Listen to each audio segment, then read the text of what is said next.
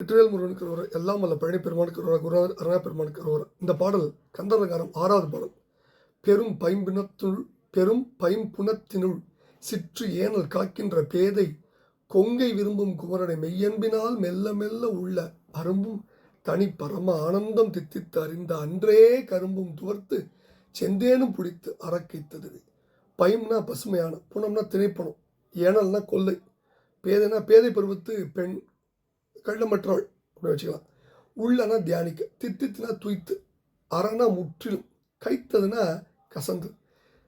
என்ன சொல்கிறாரு, வள்ளிமலையில் இருந்த பெரிய திணைப்புணத்தின் ஒரு பகுதியாக விளங்கிய சிறிய திணை கொல்லையை காவல் காத்து வந்த ஜீவாத்மாவின் சொரூபமாகிய வள்ளியம்மை தாயாரை காதலுற்ற பரமாத்மாவான எல்லாம் வல்ல முருகவேள் பெருமானிடம் அடியவன் மெய்யன்பு பூண்டு அந்த பெருமானை உள்ளத்தில் நிறுத்தி மெல்ல மெல்ல தியானிக்க, அதன் விளைவாக பெரும் பரம ஆனந்தம் பொங்கி பெருகியது. ஒப்பற்ற முழுமையான அந்த பேரின்பத்தை அடியேன் தூய்க்க வாய்த்தது.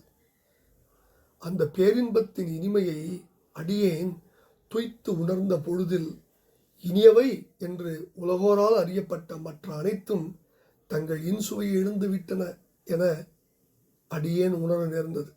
அந்த பேரின்பத்தின் இனிமையை அடியேன் துய்த்து உணர்ந்த பின்னர் கரும்பும் இனிய கரும்பின் சுவையும் துவர்த்து போய்விட்டது. செந்தேனும் பிடித்து மிகவும் கசக்கின்றது. இனிமையானவை என கருதப்பட்ட உலக இன்பங்கள் எல்லாம் தங்கள் இனிமையை இழந்து துவர்க்கவும் பிடிக்கவும் கசக்கவும் தொடங்கிவிட்டன அப்படின்னு ஒரு ஆச்சரியத்தை நம்மோடு நம் குருநாதர் பகிர்ந்து கொள்கிற பாடல் தான் இந்த பாடல். அதாவது பெரிய பச்சை பசுமையான கொல்லையில் சிறிய திணைப்பயிரை காக்கின்ற கள்ளமற்ற பேதை பெண்ணாகிய வள்ளி அம்மை என்ற என்னுடைய அன்னையின் கொங்கையை விரும்பும் குமரப்பெருமானை, குமரக்கடவுளை உண்மையான அன்பினால் மெல்ல மெல்ல தியானிக்க, அதனால் அரும்பும் ஒப்பற்ற மேலான இன்பம் இனிமை தர சுவைத்து அறிந்த அந்த பொழுதிலிருந்தே அன்றையிலிருந்தே அதுகாரும் சுவையுடையதாக இருந்த கரும்பும் தோற்புடையதாகிவிட்டது. செந்தேன் என்ற இனிமையான ஒரு பொருளும் புடித்து முற்றும் கசந்து போய்விட்டது